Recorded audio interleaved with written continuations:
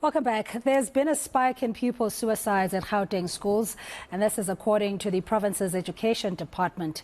Education MEC Matome Chiloane says the department receives reports of alleged suicides almost on a daily basis. He's called on NGOs and other entities to help prevent suicide, and we're now joined by educational psychologist Fred Schouwink.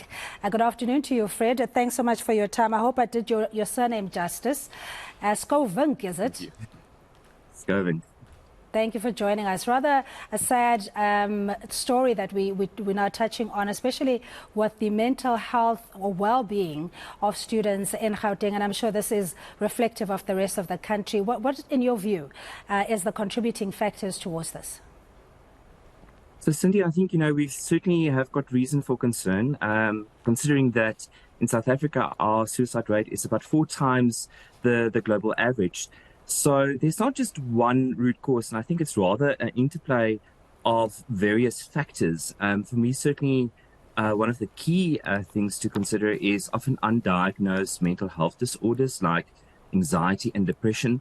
And we know that very often with anxiety and depression, you also then have poor sleep, substance abuse, social isolation that puts a young person at even higher risk for suicide.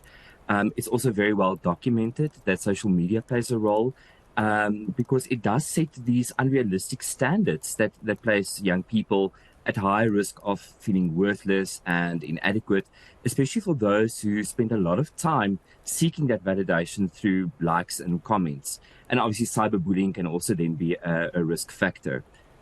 Some of the other things that we need to consider is certainly the intense pressure that a lot of young people are under academically, and they feel that stress and feelings of inadequacy because they are growing up in an environment that's highly competitive, perhaps high parental expectations, and those things. And we also know that certainly a lack of family support can play a role.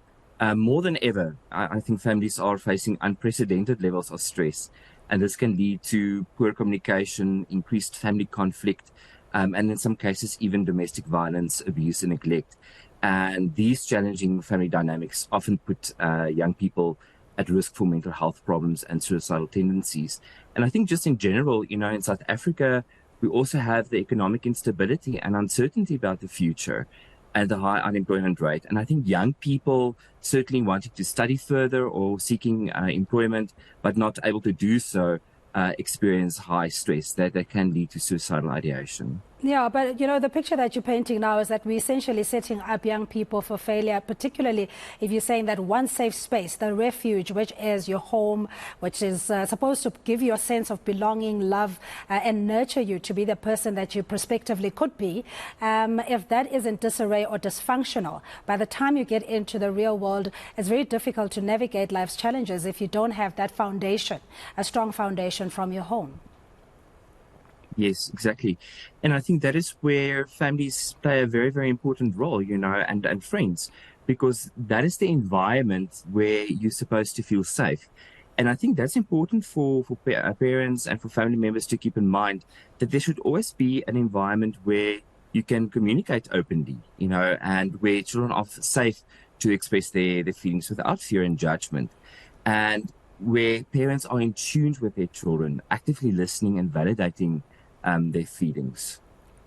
Yeah, but over the years, there's been NGOs, that deal with anxiety and also, the likes of Lifeline.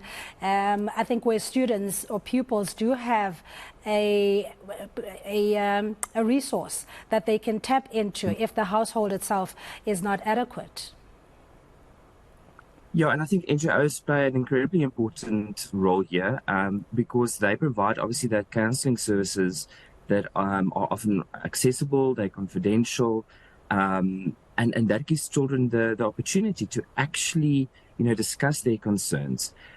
What I also appreciate about a lot of our NGOs in South Africa is that they are creating a lot of awareness around mental health, because we do need to get to a place where the stigma around mental distress and mental health is addressed so that we can speak openly about these issues, and NGOs play a very important role there. And just the schools, in terms of be it career guidance or even support psychologically. We know that in the more resourced schools, former Model C and private schools, you do have options where you can go to clinicians or specialists if your child needs those kind of interventions, but it's not necessarily the case in public schools. So what is the recourse? What is the option that many South African township or rural school pupils would lack that we as NGOs probably can provide? So I think the NGOs play a critical role here. There are many different types of NGOs, and I think the most well-known ones being Childline and SADC. And they often have this 24-hour toll-free helplines where children and young people can discuss any issues and emotional distress that they're experiencing.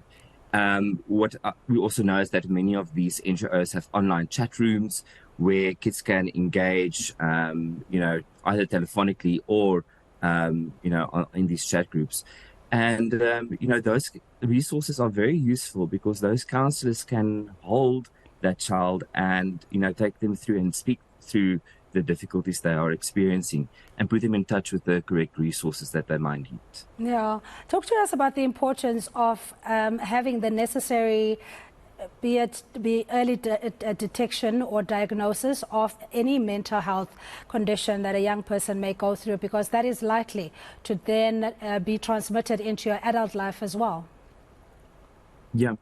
So, and I think that's a very important point that you're making, Sindy, that early intervention is absolutely crucial, because sometimes I think people believe if you just leave it, it will get better. Often it doesn't. And so it is important for all stakeholders, for parents, teachers, to really know what those early signs are to look out for so that they can be addressed in a way where it doesn't become a problem later on. Adolescence is a time where there's just so many changes happening. And when we can give young people the skills and the tools to deal with life's difficulties and these underlying mental health conditions, they can lead for a much more positive outcome later on in adulthood. Fred, we really appreciate your time. Educational psychologist Fred Schouwink is speaking to us about the high rate of teenage suicide, as we heard from the Education Minister, or MEC rather, in their address in terms of the matric readiness and, or rather the safety indaba they had recently, saying that a number of students have reported either having images or feelings of wanting to terminate their lives, and that this is quite worrying. But we do urge young people to reach out where possible.